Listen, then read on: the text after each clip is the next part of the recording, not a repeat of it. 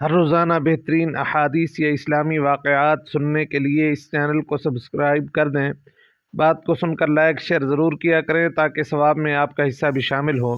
السلام علیکم ورحمۃ اللہ وبرکاتہ۔ بسم اللہ الرحمن الرحیم۔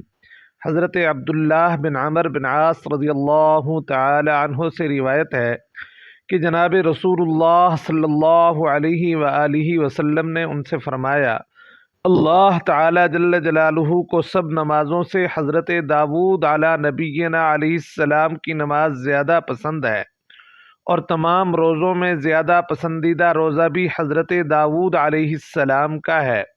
وہ نصف رات تک سوتے رہتے، پھر تہائی شب عبادت کرتے، اس کے بعد رات کے چھٹے حصے میں سو جاتے، نیز وہ ایک دن روزہ رکھتے اور ایک دن روزہ نہ رکھتے تھے۔ حضرت سیدنا ابو ہریرہ رضی اللہ تعالی عنہ سے روایت ہے کہ جناب رسول اللہ صلی اللہ علیہ وآلہ وسلم نے ارشاد فرمایا، جب آدمی رات کے وقت سو جاتا ہے تو شیطان اس کی گدی پر 3 گرہیں لگا دیتا ہے۔ ہر گرہ پر یہ پھونک دیتا ہے کہ ابھی تو بہت رات باقی ہے، سو جاؤ۔ پھر اگر آدمی بیدار ہو گیا اور اللہ تعالی جل جلالہ کا ذکر کیا تو ایک گرہ کھل جاتی ہے، اگر اس نے وضو کر لیا تو دوسری گرہ کھل جاتی ہے، اس کے بعد اگر اس نے نماز پڑھی تو تیسری گرہ بھی کھل جاتی ہے۔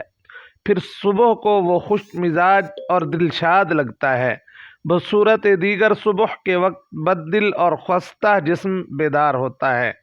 اللہ تعالی جل جلالہ ہمیں ان حدیث مبارکہ پر عمل کرنے کی توفیق عطا فرمائے، آمین ثم آمین۔